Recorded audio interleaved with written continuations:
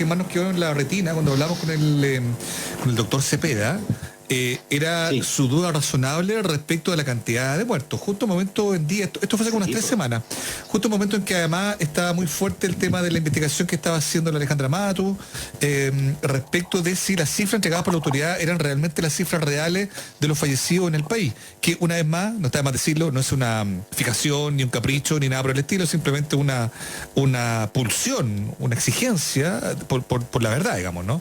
Ahora hay un estudio de espacio público, que ustedes saben, ahí generar harta controversia, porque efectivamente dice que hay 712 muertos que no han sido considerados en un tramo desde comienzo de abril hasta fines de mayo, y que habría sido muerte atribuible a COVID-19, lo que calzaría con la denuncia de Alejandra Matus y también con la percepción que tenía Ramiro Cepeda. Yo me acuerdo que Ramiro lo dijo una frase muy elocuente, ¿se acuerdan ustedes? Perfecto. Dijo como, yo me encontraba con colegas que venían saliendo de un turno de 12 horas y te decían, pero ¿cómo han muerto 40 personas al día si a mí se me murieron 6 en este turno que acabo de terminar? O sea, claramente había una distorsión, había una incongruencia respecto de las cifras oficiales en relación a las cifras que los mismos funcionarios de salud estaban percibiendo en distintos centros hospitalarios. Entonces, a mí por lo menos me queda eso dando vuelta, y sería bueno volver a hablar con Ramiro precisamente para ver ahora que hay comprobación más potente. Espacio Público no va a estar mintiendo, digamos, ¿no? Y no tiene ningún interés. Anoche el mismo director lo decía. Ojalá que Mañalich no le dispare al mensajero y entienda el mensaje. Y efectivamente haga las correcciones que sean dignas de hacer para poder dar con cifras reales de los muertos en el país por COVID-19. Sería interesante ver, contrastar ahora con el Ramiro, ahora que ya la verdad empieza a aflorar de algún modo. Está ya con nosotros. Respecto a esta percepción que él tenía, que ahora ya es una realidad. Exactamente. Hoy justo se le cortó, no puedo creerlo otra vez. ¿Pero por qué? ¡Me están boicoteando! Que me dicen que estaba por teléfono y ahora se volvió a cortar. Bueno, también tenemos que entender que él está en el hospital mismo, digamos, ¿no? Que puede que esté sucediendo cosas a su alrededor que nosotros desconocemos y que son más importantes que nos dé sus apreciaciones y nos cuente de su campaña, que es bien importante. Pero también quería contarles, fíjate, que me estaban recién hablando que, mira, se confirmó que está grave el chofer de Zúñiga, y están redactando una carta que nos van a hacer llegar para que la publiquemos en cuanto esté lista, porque es bastante grave lo que está pasando con él, parece, porque recién en CNN TASA se hizo la lesa un poco, que no sabía la condición clínica del chofer. Puedo decir que está grave. Si es el chofer del subsecretario, el subsecretario debería de nuevo entrar en cuarentena. ¿Cómo se llama? Cuarentena, ¿no? Claro, él debería entrar de nuevo en cuarentena. Es la persona que lo lleva a menos de 1 metro todos los días, de un lado para otro. Entonces, claro, o sea, debería de nuevo el subsecretario entrar en cuarentena, una cuestión de sentido común. O sea, si esas son las instrucciones que estamos siguiendo para todos, bueno, debería entrar de nuevo el subsecretario y preocuparnos también la salud de este chofer, que ojalá no se agrave, digamos, pero es como un loop, así como de nuevo. O sea, el subsecretario me dijo que no, que vuelvo en 4 días, después su propio... Y que porfiadez, como que lo estuviera haciendo fantástico, así como que no, pues con todo respeto, perdona, pero como que no nos podemos deshacer de este señor porque está haciendo increíble. No, pero es que además es muy cómico porque le hacen alguna pregunta. El otro día fue tan patético, lo encontré patético. Le hicieron una pregunta un poco más profunda, se echó para atrás y dijo, contesten usted. Y ahí, oye, una cuestión, pues el tipo de ingeniero comercial, ¿qué va a saber de medicina? ¿Qué va a saber de...? Es una cuestión que yo no entiendo. El que sí sabe de nada. medicina es el doctor Cepeda, que parece que ahora sí está, antes que se nos caiga de nuevo. Hola, doctor, ahí ¿cómo está, Ramiro. No se mueva, para que no se caiga la cuestión. Por favor, no se mueva, para que le hemos presentado como 3 veces, doctor Ramiro Cepeda, bienvenido a La Voz de los que Sobran. Mauricio, tú estabas haciéndole una pregunta. Sí. Oye, Ramiro, hace 3 semanas cuando hablamos, tú tenías esta percepción de que efectivamente los datos oficiales contrastaban con la realidad, que habían más muertos, no por una fijación, ni por morbo, ni por nada, sino por una cosa real. Tú decías, ya me acuerdo muy claro, uno se encuentra con colegas, quieren saliendo de turno de 12 horas, oye, se me han muerto 6, ¿cómo es posible que estén informando de 37, 40 muertes? Evidentemente había una desproporción que tú percibías por una cosa ambiental, porque estás trabajando ahí. Bueno, ahora hay estudios como el de espacio público que efectivamente dan cuenta de que hay que hubo una lógica de evaluación, de determinación de la gente que fallecía por COVID-19 que no se ajustaba a la realidad. Ya hay una controversia ahí con el gobierno, pero de algún modo hay cada vez más voces que dan cuenta y que con confirmación, con estadísticas, estadística de que efectivamente esto que para ti era una percepción era una realidad. Ha muerto más gente en Chile por el COVID-19. ¿Qué piensas de eso? Mira, el problema, voy a tratar de analizar el problema de base y después me voy a agarrar de lo que estaban conversando recién del subsecretario Zúñiga y de este problema. A nivel internacional uno puede hacer el diagnóstico confirmatorio de coronavirus con un PCR positivo, pero un PCR negativo no te asegura que uno no tenga la enfermedad. Los estudios hablan de que la positividad, o sea, la posibilidad de que el examen de verdad describa la realidad que la persona está enferma, hay una pérdida de un 30% más o menos promedio, por lo tanto uno puede tener el coronavirus, estar infectado, pero tener un PCR negativo, ¿ya? Y aquí, ¿qué es lo que ocurrió en Chile? Y en el extranjero lo que se hace es que no tan solo el PCR es forma de hacer el diagnóstico, sino, por ejemplo, el escáner. En muchos países, cuando se le acabaron los reactivos para hacer PCR, hacían escáner, y si el escáner salía como una neumonía típica de coronavirus, se diagnosticaba como coronavirus. En Chile lo que se ha hecho es que se ha puesto la cláusula en donde el examen vale más que la clínica. Esto es una aberración. Ya esto es como, por ejemplo, uno podría diagnosticar un infarto con un electrocardiograma alterado, pero existen infartos sin electrocardiograma alterado, y uno los trata como infarto. Entonces tenemos en Chile todos los hospitales en salas de COVID, con gente de COVID, que ingresan a la sala COVID, se dan de alta de una sala COVID, sin embargo pueden egresar con diagnóstico que no tuvieron coronavirus porque el PCR no lo dio negativo. Y ahí está un error. Se debería ampliar, y ahí está el criterio clínico, se debería ampliar, y por ejemplo el uso de TAC, de escáner, también debería ser uno de los criterios para el diagnóstico confirmatorio de coronavirus, o la clínica. Además que era muy burdo esto que habló en algún momento el ministro de pacientes con coronavirus, pacientes que murieron por coronavirus. Eso de verdad no existe en ninguna parte estadística.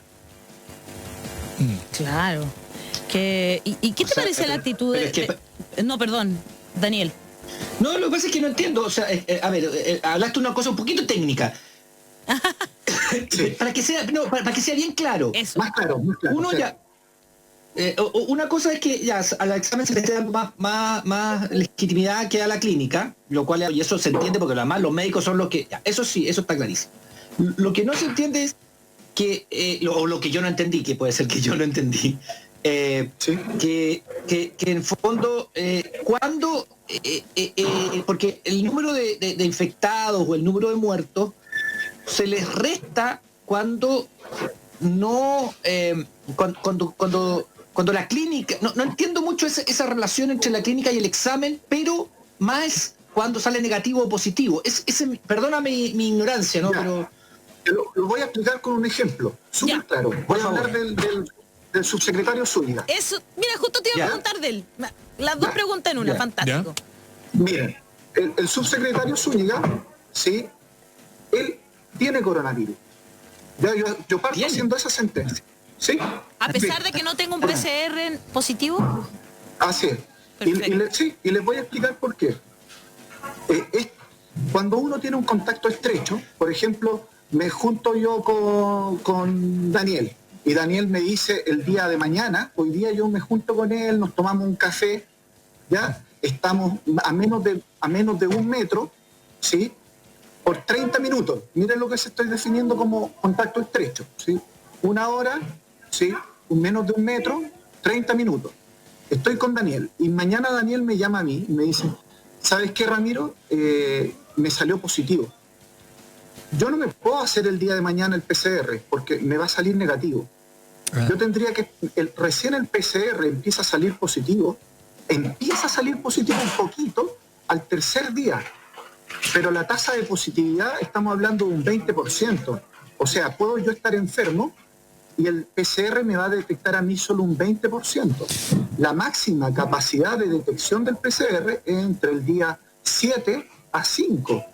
Por lo tanto, para haber sabido yo, si me junté hoy día, tendría que hacerme el próximo viernes el PCR para saber si es que yo estoy o no estoy enfermo. Pero mientras tanto, debería guardar cuarentena. Antes, inmediatamente. Aislamiento. Debería guardarte. Aquí, por ejemplo, aquí se ven las carencias en términos educacionales del ministerio a la población. Porque lo que yo guardo no es cuarentena, lo que guardo es aislamiento. Okay. Porque todavía no tengo la enfermedad, solo me estoy aislando. ¿Ya? Y yo en ese aislamiento de 7 días puede que desarrolle síntomas o no. Si desarrollo síntomas, clínicamente, sin el PCR, yo puedo decir, él está evolucionando con un probable coronavirus, porque tuvo un contacto estrecho, porque está teniendo sintomatología, aunque todavía no se le haya tomado el PCR. ¿Sí? ¿Qué es lo que ocurre con el subsecretario? El subsecretario tuvo contacto estrecho y se tomó, cuando le dicen que su amigo, ¿sí?, era positivo, él se toma el mismo día el PCR. Por lo tanto, lo que va a ocurrir es que es negativo. Claro. ¿Sí? Y cuando uno ve, miren, esto yo se lo digo por ojo clínico, cuando uno ve al subsecretario en la última semana, cuando él da la cuenta pública, ustedes vean los tiempos en que él se demora en respirar y al hablar. Cuando yo ahora estoy hablando, yo tengo una cadencia entre mi respiración y mi habla. Y yo no lo tiene muy claro. Yo no hago, por ejemplo, y sigo hablando. Si ustedes comparan los videos de 2 semanas atrás del ministro, o del subsecretario, en relación a la última semana, él está con franco problema para hablar. Él tiene problemas en sus ritmos de ventilación. Por eso es que no me extraña cuando ustedes dicen es que el chofer salió positivo. No, está grave, entiendo. Sí, es que por eso, o sea, aquí lo que estamos hablando es que ahí hay un nido de infección, ¿ya? Y voy a hablar de una cosa más que a mí de verdad me ha irritado de este tema del aislamiento del subsecretario. A ver. Mire, ¿cómo puede ser que yo me estoy en aislamiento? Se supone que es un aislamiento y yo estoy con licencia médica. Stingo, si me equivoco, por favor, dilo. Estoy con licencia médica. Yo cuando estoy con licencia médica lo que tengo es un permiso laboral. Y lo que ha ocurrido con el subsecretario, que mientras está con el permiso laboral, está todavía sacando oficio y lo firma como subsecretario. Entonces, me parece que es disonante, ¿sí? Y uno también cuando tiene reposo clínico, si el médico te dice que son 7 días, tú no podés llegar y decir, sabéis que al 4.º día vuelvo. Claro. Creo que son señales que se envían, que son nefastas en términos de seguridad social y de cómo nosotros tenemos que funcionar. O sea, mucha gente que está en aislamiento va a volver porque decir, ¿sabéis qué? Llevo 4 días y me siento bien. Y saqué la PCR del día 1 de mi contacto y no estoy enfermo. Y resulta que esa persona está súper contagiosa. Muchos empleadores te hacen volver entonces también tenemos un problema ahí, que los empleadores te hacen volver si no tiene el signo, si el PCR no salió negativo o si tú todavía estás esperando. Muchos te dicen, vuelva, es que sabe que me dijeron que tenía que aislarme porque una persona que tiene que volver nomás. Entonces tú entiendes ahí que hay todavía señales confusas que no se han aclarado y hay un tema económico detrás, hay un tema de índole laboral. Entonces tienes toda la razón. Y si el propio subsecretario da esos malos signos, o sea, a mí me gustaría que hoy día le hicieran un PCR al subsecretario para ver cómo sale, porque en el fondo estamos esperando Sí, po. Sí. Yo creo que sea autoridad, ojo, esto es súper importante porque el gran problema del coronavirus no es tan solo los enfermos, eso es una parte, pero lo segundo, que es mucho más grave, es que se pierde la línea de mando. Cuando tú tienes a las autoridades, directores de hospitales, que ya han salido directores de hospitales, directores de servicios con coronavirus, lo que te dicen es que te estáis quemando a toda tu línea de mando, porque esa gente sí se reúne con los jefes de servicios, sí se reúne con los jefes de los servicios de urgencia y por lo tanto empezáis a quemar el sistema no desde abajo. No es que la gente se desprotegió con los pacientes, sino que son las jefaturas las que empiezan a bajar el virus en la misma estructura orgánica. Y eso es lo grave. Por lo tanto, evidentemente lo que se debería existir es que se le haga, por ejemplo, un test rápido que va a ver si es que tuvo la enfermedad primero, porque capaz que le decimos que el chofer es, que su amigo fue, pero de verdad él puede haber sido la primera persona enferma. Eso también es importante. Habitualmente el que presenta el síntoma, habitualmente no necesariamente es el primero que estaba enfermo, porque es el primero que manifestó la enfermedad. Y por lo tanto, él debería, como autoridad pública, traer un PCR de hoy libre. Doctor Ramiro Cepeda, no quiero quedarme con esto porque la gente está preguntando por esto de del plasma, de la campaña que estamos haciendo, que tú estás haciendo en realidad, el plasma para todos. Cuéntanos un poquito sobre eso. No, pero no, como que yo la estamos haciendo mucha gente y ustedes también. Sí, pues, por bueno, eso queremos que nos cuente, de hecho, para nos encantan las campañas. sumarnos. Ya, miren, yo les voy a contar, dentro de todos los tratamientos que han dicho que existen, de verdad todos son experimentales, ¿ya? En la medicina existen, uno puede dividir las cosas en dos cosas, tratamientos farmacológicos o terapias. Sí, o terapias, son dos definiciones. Los tratamientos tienen que pasar por la FDA o por el ISP en Chile para autorizarlo, las terapias no. ¿Ya? Por ejemplo, la terapia kinésica. Nadie va a hacer un estudio o va a poner en duda la kinesioterapia respiratoria en pacientes con coronavirus. Ya nadie lo pone. Claro. Hay una técnica que se llama plasma, ya que es plasma fresco o plasma convaleciente o plasma hiperinmune, tiene diversos nombres, en donde uno toma a gente que ya tuvo la enfermedad, que tiene niveles altos de anticuerpos, le extrae sangre y esa sangre se le sacan los glóbulos rojos, los glóbulos blancos y se deja solo los anticuerpos, ¿sí?, concentrados. Y esos anticuerpos, como son contra el coronavirus, las personas al administrarse tienen mejor respuesta clínica. Esto no es algo que se me ocurre a mí, nunca. Esto viene incluso en el Monte Sinaí, que es un hospital de Nueva York. Cuando ellos tuvieron el gran número de enfermos, ellos empezaron ahí a realizar plasma convaleciente. En Chile, yo creo que muchos auditores deben haber escuchado del plasma de COVID o plasma convaleciente. Sin embargo, es una experiencia que viene desde la FAL. Pero sin embargo, los hospitales afiliados, de verdad, son la gran mayoría de las clínicas. Y el Ministerio de Salud lo que ha hecho es que ha dicho que esa es una terapia no comprobada, lo que es falso, y lo segundo que ha dicho que genera mucho riesgo, ¿ya? Lo que tampoco es falso, porque actualmente se hacen transfusiones de sangre. Esto tiene el mismo riesgo que transfundir sangre, ¿ya? Son terapias altamente estandarizadas en la medicina moderna, que los riesgos de infecciones son bajísimos y las complicaciones son las típicas complicaciones que podríamos tener con una transfusión, ¿ya? Sin embargo, esto sí cambia la evolución de la enfermedad. Y tenemos este ilógico de que los hospitales públicos no lo están dando, pudiendo producirlo. Claro. Sí. Déjame decir algo. No solo quería aclarar que la FALP es la Fundación Arturo López Pérez, que se dedica al cáncer. Yo voy a decir algo porque me tocó de cerca un caso de ANTA y también se usa. ¿También? En el ANTA también se le saca sangre, sí, y hace mucho tiempo que se saca sangre de las personas que tuvieron ANTA, que sobrevivieron, que están bien, se saca sangre, se separan los glóbulos rojos y ese plasma se le pone a personas que tengan en ese momento plasma para ayudar a tener más defensa, bien, estoy diciéndolo bien así a la burda, bien defensas contra el propio ANTA. Y eso se usa hace mucho rato y funciona. No siempre, no en todo igual, pero en muchos funciona. Entonces, es la reiteración de esa terapia que se hace en muchos virus, ¿ah? No es solamente en este. Si eso es lo que dice el doctor, es absolutamente cierto. ¿O estoy mal, don Ramiro? Correctamente, don Daniel. Correctamente. Lo que ocurre es que y aquí lo han tratado de poner como que es un experimento. Sí, yo escuché a Mañalich el otro día decir que era como un experimento, así una cosa, una cosa experimental. Sí, de verdad a mí me da lata porque esto lo podrían hacer todos los hospitales, ¿sí? Incluso esta investigación está abierta a otros hospitales, pero ¿saben cuál es el problema? Que cuando tú tenías al ministro, que es tu jefe máximo, y dice públicamente que esto es peligroso, ya no le queda nada a ningún director, jefe de hematología, jefe de laboratorio, a querer preguntar. Claro, entonces aquí existe como una falsa libertad de los centros, en donde los centros no pueden implementar. Y esto significa que la gente muere. Sí, que la gente muere. Y esto, yo tengo mi explicación por qué.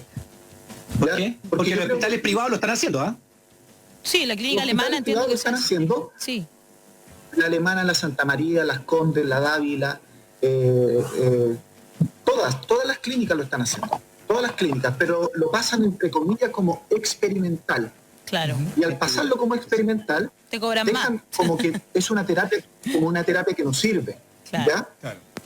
Y yo creo que el problema, y que Mañalich no quiere asumir, es que si es que esta terapia se implementa en los hospitales públicos, de nuevo va a existir el tedioso centralismo, porque lo único que van a poder empezar a hacerlo es Santiago, y no quiere darse la lata de implementar algo que salva vidas. Y esto tiene que ver con su perfil narciso maligno que tiene, que de verdad no le interesa el bienestar de la población en última instancia.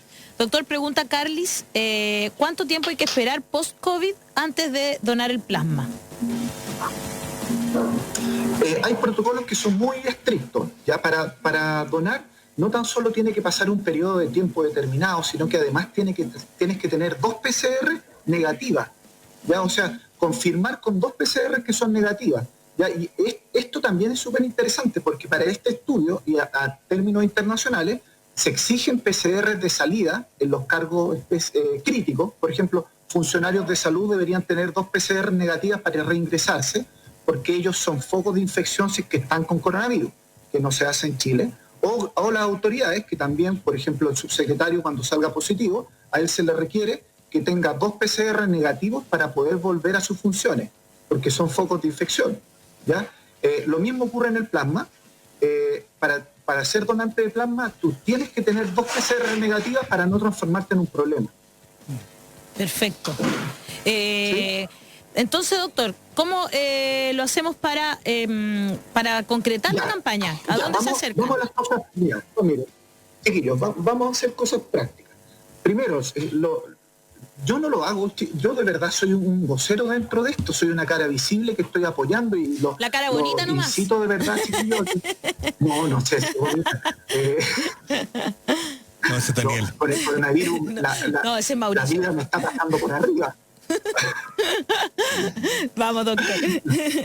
No, miren, hay una página que está en Facebook que se llama Plasma para Todo. Ya. Plasma para Todo, en donde lo están organizando gente que, miren, incluso hay parte de la comunidad que organiza esto, que falleció su papá de coronavirus y no le quisieron administrar plasma en un hospital público, y ella sabiendo, ¿sí? Y por lo tanto ella ha tomado esto también como una cosa personal, porque ella podría tener a su papá vivo si hubiesen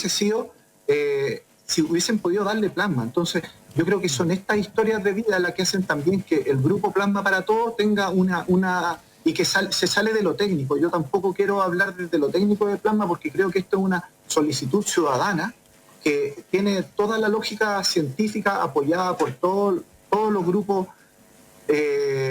internacionales, de que esta es una técnica que puede ayudar. ¿Sí? Entonces, los invito a que se conecten a la página de Plasma para Todos, y lo invito también a ti, Daniel, a toda la gente de la voz de los que sobran, a que se sumen a esta causa, porque de verdad uno nunca sabe quién se va a enfermar de coronavirus y cómo vaya a evolucionar. Tal cual. Muchas gracias, doctor Ramiro Cepeda, por esta campaña de la que es Rostro, y por supuesto invitamos a todos a que colaboren los que puedan, por supuesto. Muchas gracias. Un abrazo, doctor. Vamos a seguir con esa campaña. Vamos a seguir recordándola nosotros. Gracias. Chau, chau.